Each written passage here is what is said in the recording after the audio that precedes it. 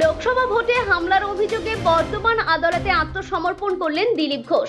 শুক্রবার বর্ধমান আদালতে আত্মসমর্পণ করলেন দিলীপ ঘোষ। গত 13ই মে লোকসভা ভোটের দিন তৃণমূলের এক মহিলা কর্মীর দায়ের করা একটি পুরনো মামলায় এদিন আত্মসমর্পণ করেন তিনি।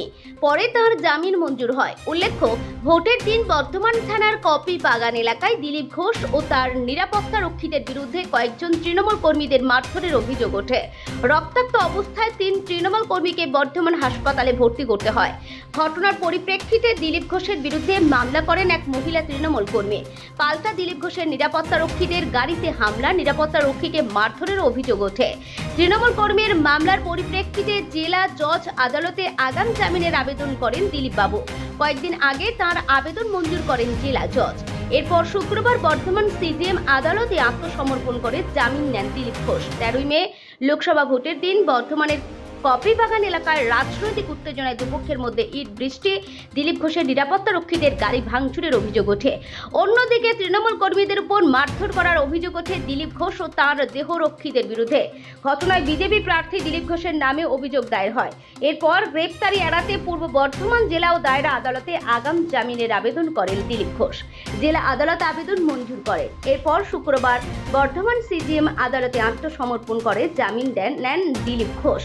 বিজেপি জেলা সাধারণ সম্পাদক তথা বর্ধমান আদালতের আইনজীবী আশিস কুমার পাল জানিয়েছেন, নির্বাচনের দিন কালনা গেট এলাকার কপির বাগানে দিলীপ ঘোষকে আক্রমণ করা হয়। তার নিরাপত্তা রক্ষীরা আহত হয়েছিলেন, পুলিশ লাঠিচার্জ করেছিলেন, 2-1 জখম হয়েছিল। সেই সময় দিলীপ ঘোষের বিরুদ্ধে মিথ্যা মামলা করেছিল। আইনকে মান্যতা দিয়ে জেলা আদালতে আগাম জামিনের আবেদন করেছিলেন, সেটা মঞ্জুরও হয়েছে। সেটা এদিন সিজিএম আদালতে দিলীপ ঘোষ উপস্থিত হয়ে আত্মসমর্পণ করলেন। এদিন জামিন মঞ্জুর হয়েছে। আশিস বাবু জানিয়েছেন, মন্তেশ্বরেও একটা মামলা আছে, ওটারও পদক্ষেপ নেওয়া হচ্ছে।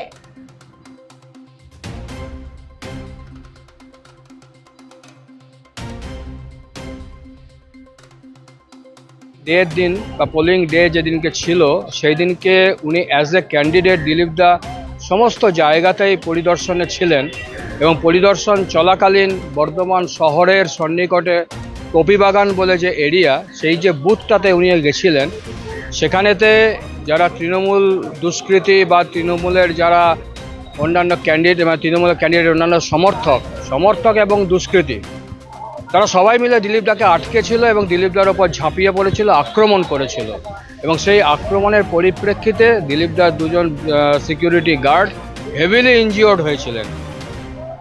তো যে পুলিশও পরিপ্রেক্ষিতে তাদেরকে প্রিভেন্ট করেছিল, লাঠিচার্জ করেছিল এবং তার পরিপ্রেক্ষিতে তারাও ইনজিওর্ড হয়েছিল। কিন্তু ওরা কমপ্লেন করেছিল দিলীপ দার এগেনস্টে। তো যেহেতু কমপ্লেন হয়েছে, আইনকে সম্মান জানানো বা আইনের সমস্ত বিষয়কে মান্যতা দেওয়া, এটা ভারতীয় জনতা পার্টির একটা পার্ট। দিলীপ দাস সেটাকেই মান্যতা দিয়েছেন এবং ডিস্ট্রিক্ট জজে এসে উনি বেল প্রেয়ার করেছিলেন 438 এবং 438 অ্যালাও হয়েছিল। সেইটা কমপ্লাইয়ের দিন ছিল আজকে। তো সিজিএম কোর্টে উনি সারেন্ডার করে 438 যেটা কমপ্লাই করার পদ্ধতি, উনি সেটা সম্পূর্ণ করেছেন। বেল গ্র্যান্ট হয়েছে এবং বেল বন্ডও ফার্নিশ হয়ে গেছে। আশিস কুমার পাল, আমি একজন অ্যাডভোকেট এবং general secretary Bharatiya Janata party Bardhaman district. Sheikh সামিনের রিপোর্ট, খবর বর্ধমান নিউজ।